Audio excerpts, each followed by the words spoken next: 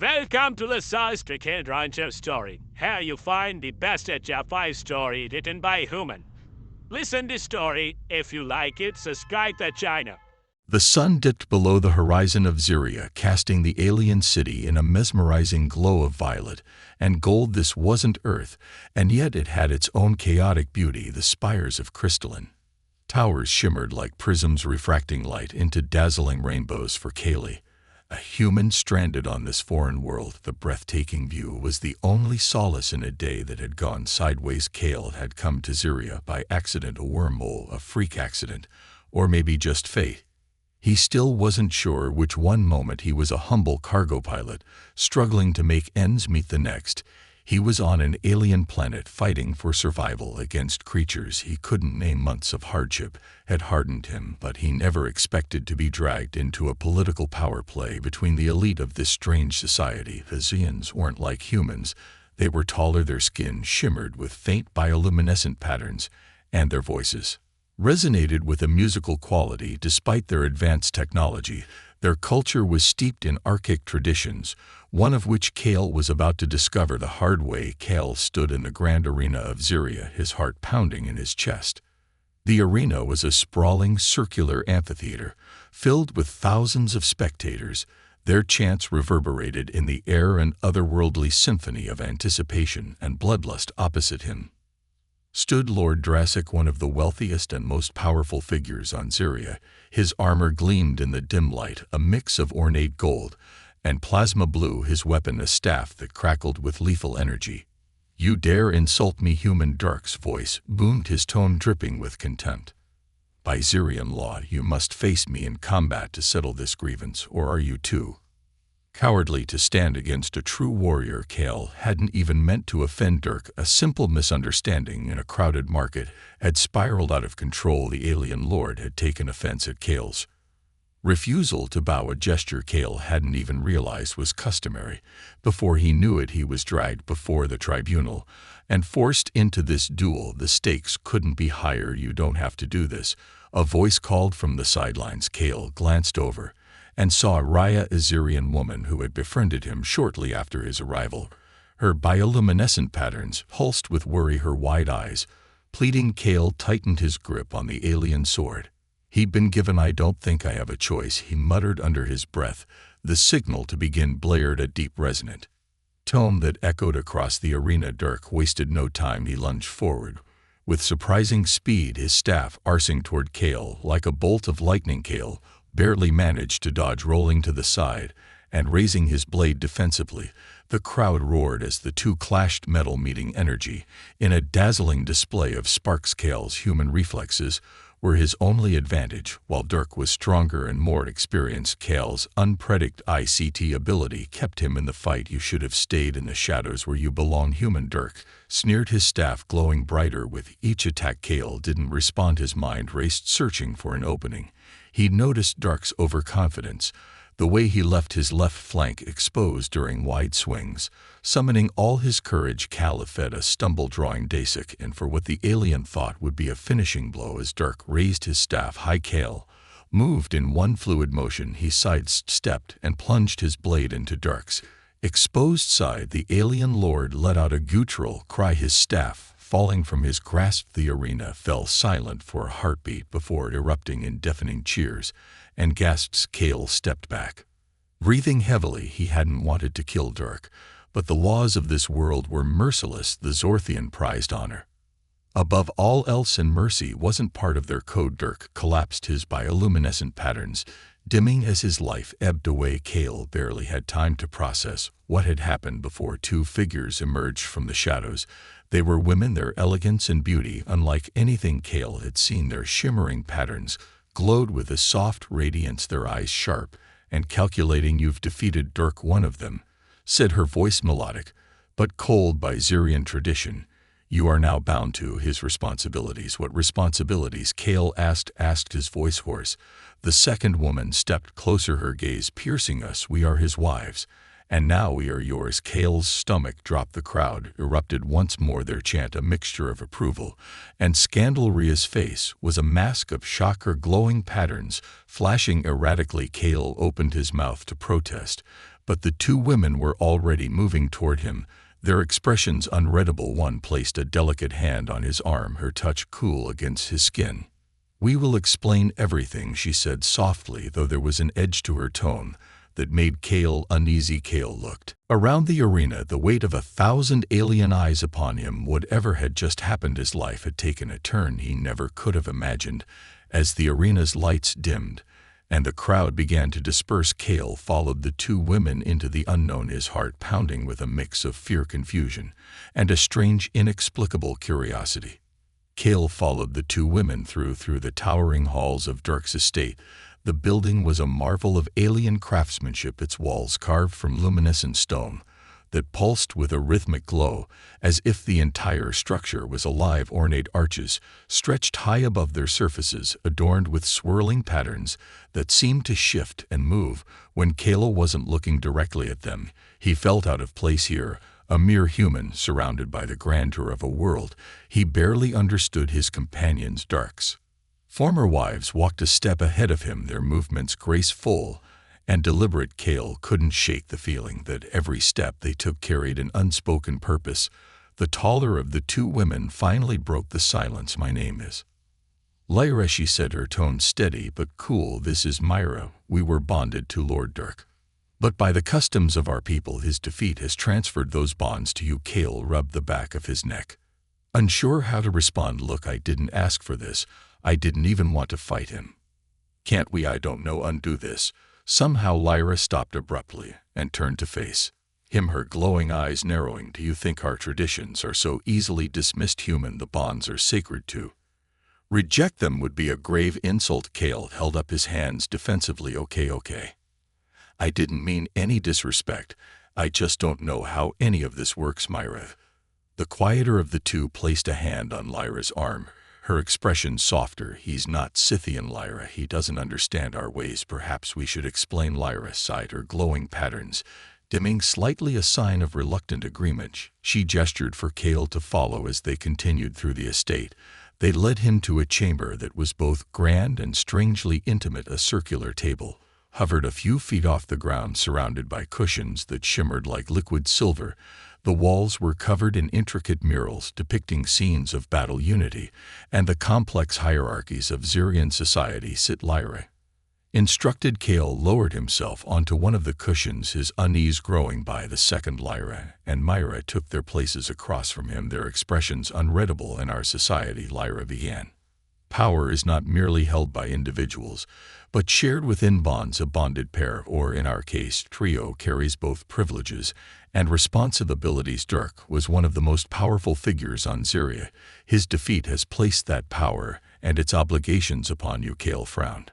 "Obligations like what?" "For starters," Myra said, her voice gentle, "you are now responsible for managing his holdings, his alliances, and his enemies, and of course—" She hesitated, her glowing patterns flickering. Cale's eyes widened. "What does that even mean?" "You're saying I have to provide for us, protect us, and honor the bond," Lyra interjected, her tone making it clear that the last part wasn't negotiable.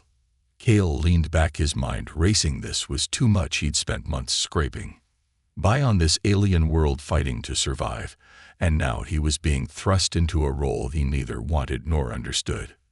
"This isn't fair," he muttered. "I didn't ask for any of this. Fairness is irrelevant," Lyra said sharply. "This is the way of our people. You accepted the challenge, and you won. Now you must face the consequences." Cale opened his mouth to argue, but Myra cut him off with a calming gesture. "We understand this is difficult for you," she said. "It is difficult for us as well." Dirk was not an easy man to be bonded to, but he was familiar. "You are not." Cale detected a note of vulnerability in her voice, and for the first time he saw them not as symbols of an alien culture, but as individuals caught in an arrangement. Neither of them had chosen. "What happens if I mess this up?" he asked, his voice quiet. Lyra's expression softened ever so slightly. "If you fail, it will reflect poorly on all of us. The bonds are not merely personal, they are a reflection of our status and honor. Should you bring shame upon us, the consequences will be severe." Cale swallowed hard, the weight of the situation settling on his shoulders. He looked from Lyra to Mira, trying to gauge their feelings. Lyra was stoic, her demeanor sharp and authoritative, while Myra seemed more empathetic, her gaze tinged with an unspoken sadness. "Okay," Cale said finally, "I'll do my best, but you're going to have to help me. I can't navigate this world on my own." Myra offered a faint smile. "We will guide you. It is in all our interests to make this work." Lyra nodded, though her expression remained guarded for now. "You should rest tomorrow. We will begin your education in Xyrian customs. If you are to fulfill your role, you must understand our ways." Cale rose from his cushion, his legs feeling unsteady. "Right, that sounds good." Lyra gestured to a servant, a leaf figure with translucent skin, who appeared as if summoned from the shadows. "Show him to his quarters." The servant bowed and motioned for Cale to follow. As walked away, he couldn't help but glance back at Lyra and Myra. They were speaking in hushed tones, their glowing patterns pulsating in a rhythm that seemed almost like a private language. Cale sighed. He survived battles, alien beasts, and the harsh conditions of this strange world. But this was something else entirely. As the servant led him through the labyrinth and halls of the estate, Cale couldn't shake the feeling that his greatest challenge wasn't the fight he had just won, was the life he had just inherited. Cale awoke the next morning to the soft hum of sunlight filtering through translucent curtains in his quarters. The room was opulent, far beyond anything he had ever experienced, an expansive space with walls that shimmered like mother of pearl, and a bed that floated gently above the floor. Despite the luxury, he couldn't shake the tension. Nodding his shoulders, today marked the beginning of his new life, and Cale had no idea how to navigate it. His thoughts were interrupted by a soft chime at the door. Before he could respond, the door slid open, revealing Lyra and Myra. Lyra's posture was as regal as ever, her glowing patterns pulsating faintly with authority. Myra lingered behind her, her expression warm but tentative. "Good morning," Lyra said briskly. "You have much to learn, and we have little time to waste." Cale rubbed his eyes, still adjusting to the situation. "Morning." He muted. Myra stepped forward, her tone softer. "We've arranged a meal in the atrium. It will give us a chance to speak in private." Cale nodded and followed them through the estate's labyrinth and halls. They arrived in a sprawling atrium filled with exotic flora. Plants of every hue and texture grew in chaotic harmony, some glowing softly, others exuding gentle wisps of mist. A circular table floated in the center, laden with an array of alien delicacies. "Sit," Lyra instructed, taking a seat herself. Myra followed, gesturing for Cale to do the same. As they ate, Lyra took the lead in explaining the intricate dynamics of Xyrian society. She spoke of the customs Cale would need to adopt, the alliances he would have to maintain, and the challenges he might face as the inheritor of Dystopia status. Cale listened intently, though the flood of information was overwhelming. Myra, sensing his unease, occasionally interjected with small reassurances. "You don't have to master everything at once," she said gently. "It's a process." Lyra raised an eyebrow, but didn't contradict her. Instead, she shifted the conversation. "Now we must address another matter, the nature of our bond." Cale felt a pang of discomfort. "Yeah, about that. I'm still trying to wrap my head around what it even means." Lyra leaned forward, her glowing patterns brightening. "Our bond is not simply ceremonial. It is a partnership, one that requires mutual effort. You are now a part of our lives. As we are a part of yours, we must find a way to coexist," Myra added. "It's about trust and understanding. Dirk didn't always make that easy, but perhaps things can be different now." Cale noticed the flicker of pain in her expression and decided to tread carefully. "I'll do my best," he said. "I don't know what kind of person Dirk was, but I want to be better." Lyra regarded him for a long moment before nodding. "We shall see." Over the next few days, Cale spent most of his time learning the intricacies of Xorthian culture. Lyra was a demanding teacher, her lessons precise and unyielding. She insisted that Cale practice the proper gestures of respect, memorize the names and ranks of key figures, and understand the subtleties of Xyrian communication. "It's not just what you say," she explained during one session, "but how your patterns shift as you say it. Tone and bioluminescence must align." Cale struggled at first, his human physiology incapable of producing the glowing patterns that were second nature to Jean's. Lyra's frustration was palpable, but Myra stepped in to offer a solution. "We can work around it," she said. "Your words will matter more than your patterns if you speak with sincerity." Myra's approach was gentler, and Cale found himself gravitating toward her during his lessons. She had a way of making complex ideas feel approachable, and her patience was a welcome contrast to Lyra's stern demeanor one evening. After a particularly grueling session, Cale found himself alone with Myra in the atrium. The soft glow of the plants bathed the space in a sing light. "You're doing better than you think," Myra said, her voice soothing. Cale chuckled. "That's not what Lyra would say." Myra smiled. "Lyra has high standards for herself. For others, it's her way of coping with what?" Cale asked. Myra hesitated, then said, "Dirk wasn't kind to her or to me. She hides it well, but his cruelty left scars. That's why she's so guarded." Cale's heart sank. He had sensed tension between the two women, but hadn't understood its depth. "I'm sorry," he said quietly. Myra placed a hand on his arm, her touch light. "It's not your fault, and perhaps you can help us heal." The breakthrough with Lyra came unexpectedly during a council meeting with Xyrian nobles. Cale made a bold decision to speak up, offering a compromise to resolve a heated dispute. His words, though imperfect, carried an authenticity that resonated with the gathered nobles. After the meeting, Lyra approached him in private. "You surprised me today," she admitted. "I didn't think you had it in you." Cale shrugged. "I just said what I thought was right." Lyra's glowing patterns flickered in a way Cale hadn't seen before, something almost resembling vulnerability. "Perhaps I've underestimated you." From that moment, their dynamic shifted. While Lyra remained firm in her lessons, there was a newfound respect in her demeanor. She began to share more about herself, revealing glimpses of the pain and strength that had shaped her. As days turned into weeks, Cale found himself growing closer to both women. With Myra, it was easy. Her kindness and warmth drew him in. With Laura, it was harder, but the slow building of trust made every small victory feel meaningful. They began and sharing meals together, not out of obligation, but out of choice. Laughter became more frequent, and moments of genuine connection emerged. Cale still didn't fully understand the complexities of Zorthian bonds, but for the first time he began to believe that this strange new life might hold something more than just duty. Cale never thought he'd find himself in a romantic entanglement with two alien women, let alone in a culture as complex and foreign as us. Yet as the days turned into weeks, the boundaries between duty, friendship, and something deeper began to blur. It started with Myra.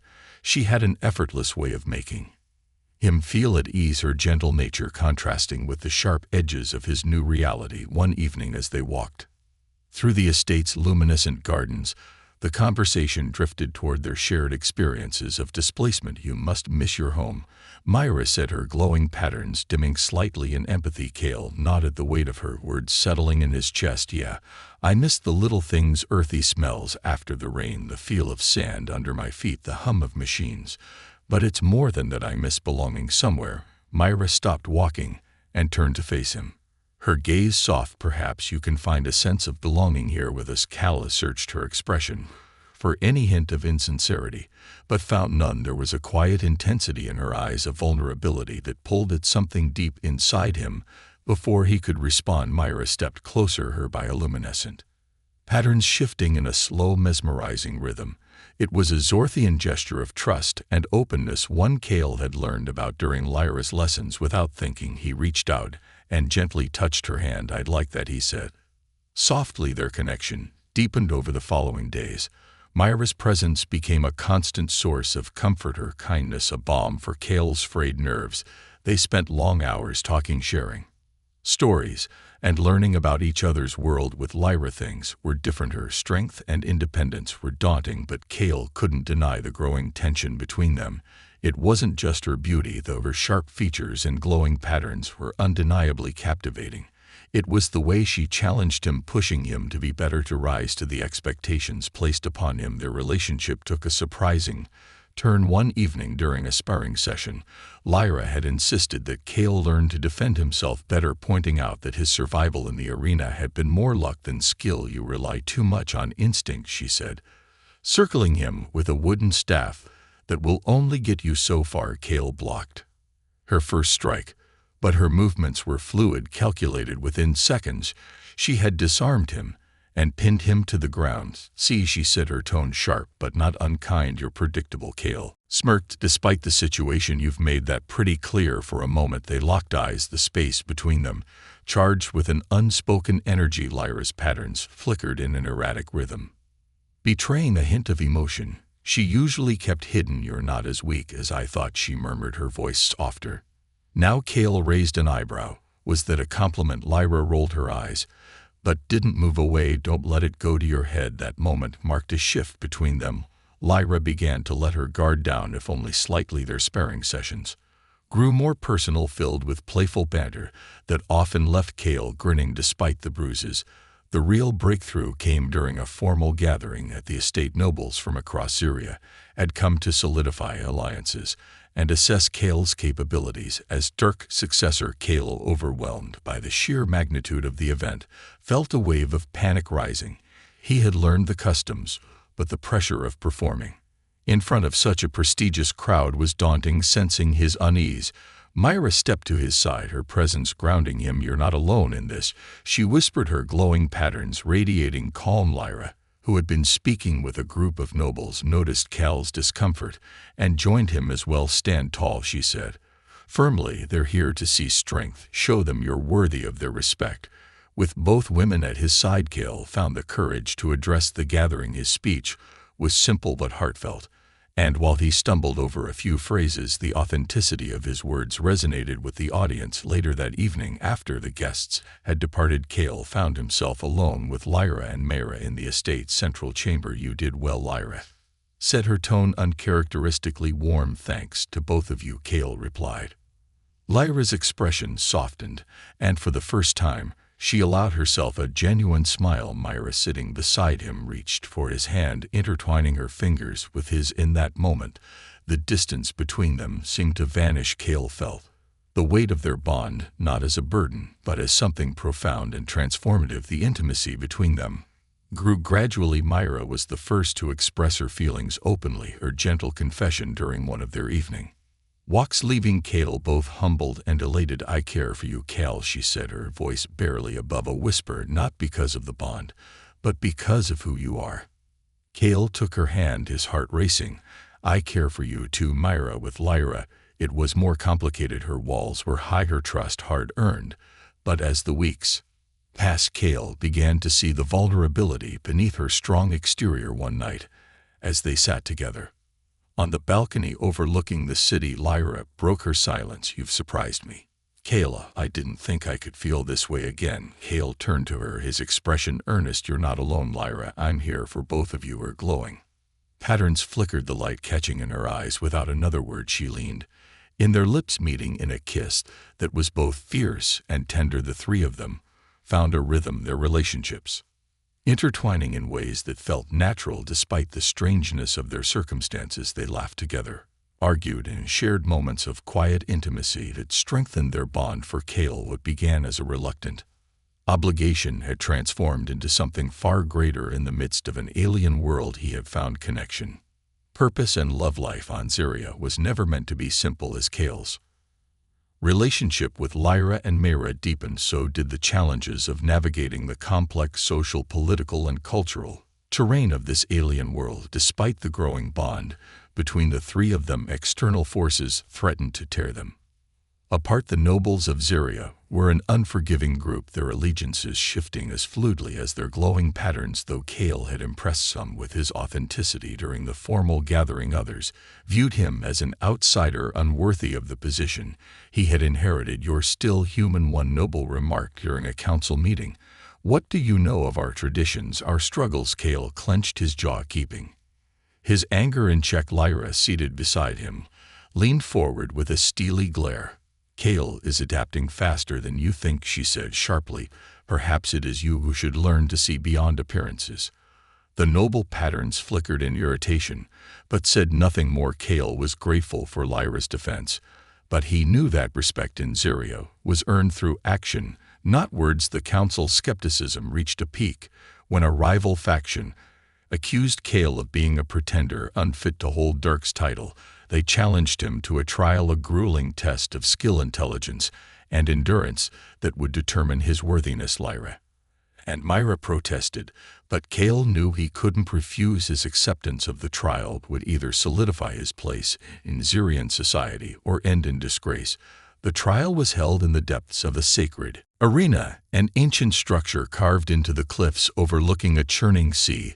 The challenges were designed to test every aspect of a leader: combat prowess, strategic thinking, and the ability to inspire loyalty. Cale's first test was a physical trial, a battle against a hulking Zorthian beast known as the Threer. Armed only with a spear, Cale faced the creature in a heart-pounding duel. The beast's bioluminescent hide made it difficult to track in the dim light of the arena, but Cale relied on his instincts and his training with Lyra to outmaneuver it.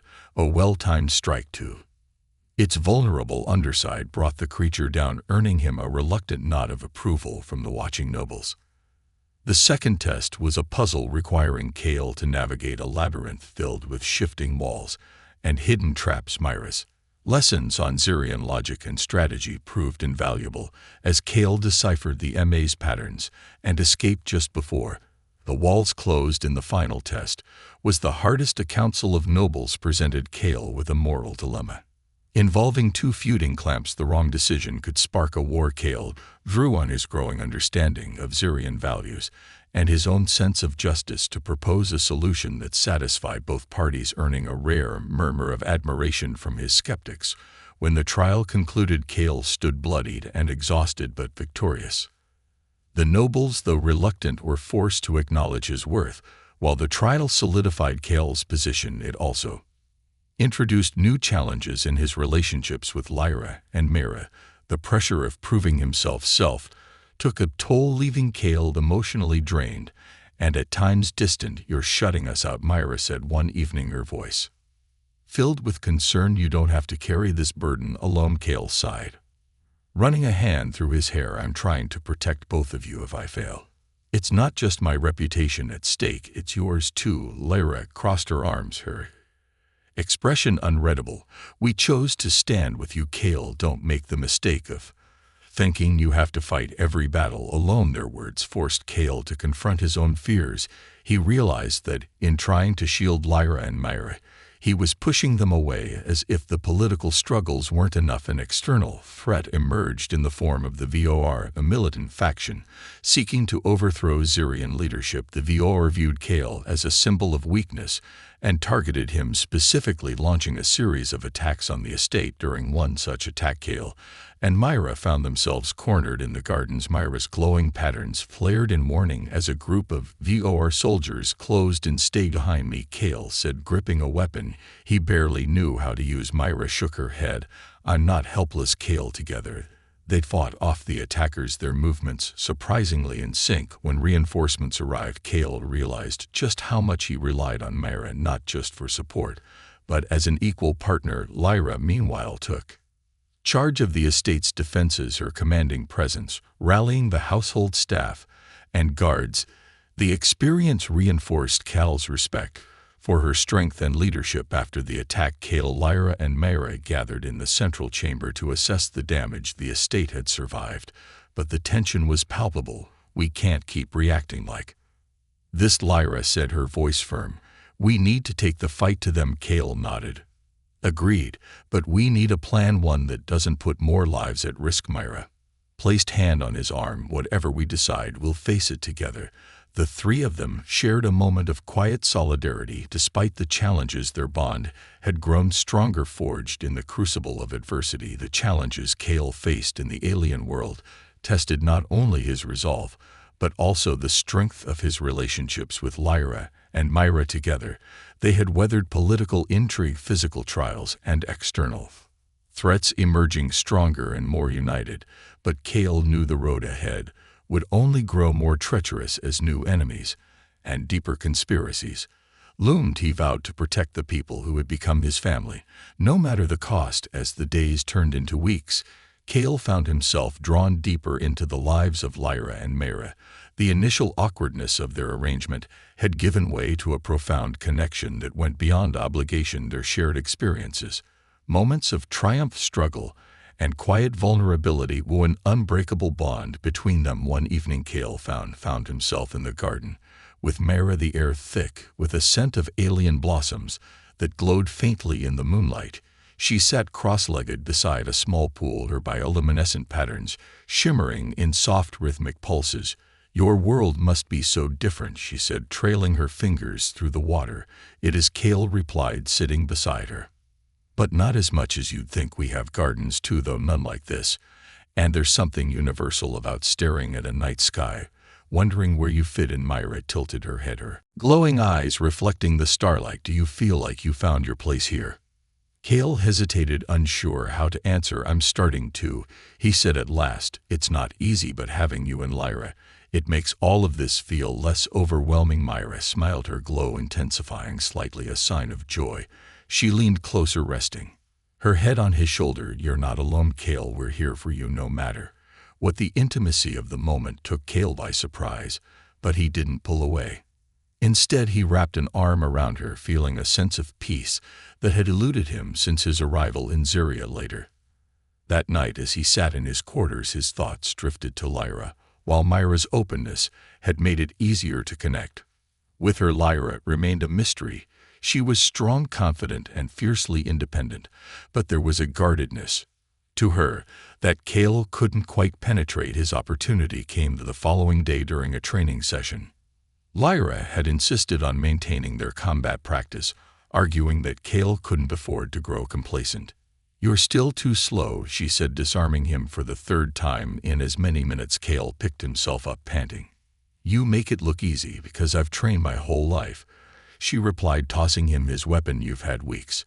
Don't expect miracles." Despite her bluntness, there was no malice in her tone. If anything, Cale detected a hint of respect. As they continued sparring, Cale managed to catch her off guard with a feint, knocking her weapon from her hand.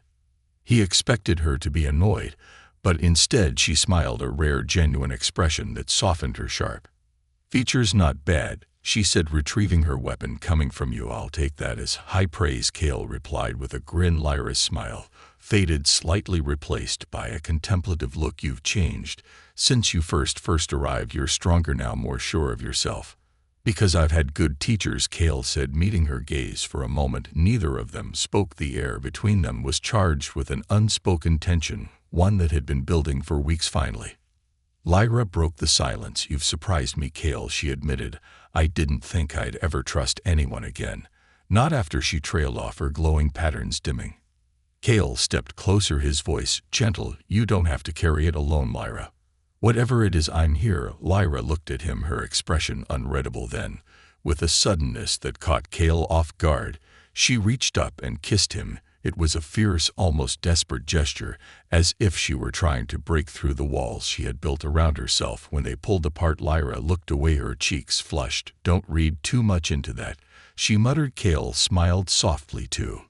Late over the next few days, the dynamic between the three of them shifted. The connection they shared grew deeper, more intimate. They began to spend more time together, not just as allies or companions, but as something more. One night, as they sat around a fire in the estate's courtyard, Cale found himself marveling at how much his life had changed. Myra was leaning against him, her head resting on his shoulder, while Lyra sat across from them, her expression softer than usual. "I never thought I'd find something like this," said his voice, barely above a whisper. "Neither did we," Myra replied, her glowing patterns pulsing in time with her words. Lyra didn't say anything, but the look in her eyes spoke volumes. For the first time in a long while, Cale felt a sense of belonging despite the challenges they faced, despite the dangers that still loomed. He knew he wasn't alone. They were a team, a family, and perhaps even something more together they would face whatever came next. "You said the peace Cale, Lyra, and Mara had carved out was shattered." One fateful morning, a messenger burst into the estate's great hall, their glowing patterns flickering with urgency, a sign of dire news. "The Vorek have launched a full-scale assault." The messenger announced. "They've breached the outer cities and are advancing toward the central provinces. Their leader has declared you, Cale, an abomination who must be eradicated." Cale's heart sank, though he had anticipated another confrontation with or he hadn't expected them to move so quickly or so boldly. "They're testing us," Lyra said, her tone sharp. "They think you're weak because you're human, and they'll keep coming until they prove their point. Myra added her patterns, dimming with worry. Cale stood, his expression resolute. Then we show them they're wrong. The looming threat of the VOR exposed cracks in the fragile alliances Cale had built among the Zorthian nobles. Some were eager to fight, while others saw the invasion as an opportunity to seize power or settle old grudges. During an emergency council meeting, tensions boiled over. "This is Cale's fault," one noble shouted, his glowing patterns flaring in accusation. "The Vorak wouldn't dare attack if Dirk were still alive." Lyra slammed her fist on the table, her glowing patterns surging with anger. "Dirk's methods are what led to this chaos. Cale is the only reason we've held the VOR at bay this long." Myra stepped in, her voice calm but firm. "Fighting among ourselves will only make us weaker. We need unity now more than ever." Despite their efforts, the council remained divided. Cale realized that he couldn't rely on the nobles for support. If they were going to stop the VOR, it would be up to him. Lyra, Myra, and the loyal forces they had gathered. The days leading up to the final battle were a blur of activity. Cale worked tirelessly to rally troops, plan strategies, and fortify their defenses. Lyra took charge of training the soldiers, pushing them to their limits with a relentless discipline. Myra coordinated supplies and logistics, ensuring that their forces were well equipped for the fight ahead. Despite the chaos, there were moments of quiet between the three of them, brief resits that reminded Cale why he was fighting. One night, as they stood on the balcony overlooking the estate, Cale turned to Lyra and Myra. "No matter what happens, I'm grateful for both of you. I couldn't do this without you." You won't have to," Myra said, her voice filled with quiet determination. "We in this together." Lyra added, her glowing pattern softening as she placed a hand on Cale's shoulder. The VOR army arrived at dawn, their forces stretching as far as the eye could see. Their leader, a towering figure clad in dark Chittis armor, stood at the forefront, his glowing eyes locked onto Cale with a mixture of hatred and contempt. Cale stepped forward, flanked by Lyra and Myra. Though the odds were against them, he felt a surge of resolve. "You've come a long way just to die," the VOR leader sneered, his voice echoing across the battlefield. Cale raised his weapon, his voice steady. "We'll see who falls today." The battle erupted in a deafening clash of weapons and energy blasts. Cale fought alongside his troops, his every move a testament to the training he had endured. Lyra was a blur of motion, cutting through enemy lines with precision and ferocity. Myra used her abilities to shield their forces, her glowing patterns creating protective barriers that deflected enemy attacks. Despite their efforts, the Vorak forces were relentless.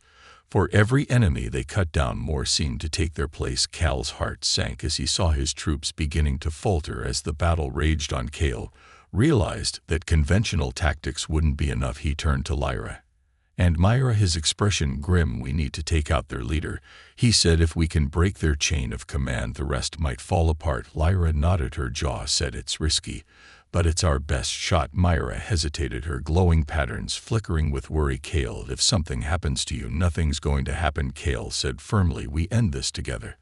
The three of them fought their way through the chaos, cutting a path toward the VOR leader. He stood waiting for them, a cruel smile on his face. "I was hoping you'd come to me," the leader said, his voice dripping with malice.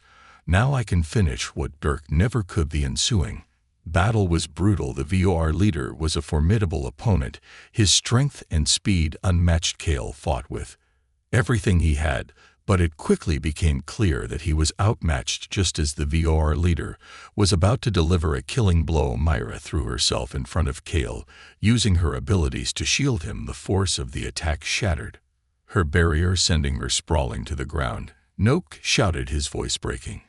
Myra struggled to her feet, her patterns dimming, but her determination unwavering. "Keep fighting," she said. "We can't let him win." Fueled by a mixture of rage and desperation, Cale and Lyra launched a coordinated assault. Lyra struck with surgical precision, exploiting the openings Cale created. In a final climactic moment, Cale managed to plunge his weapon into the VOR leader's chest.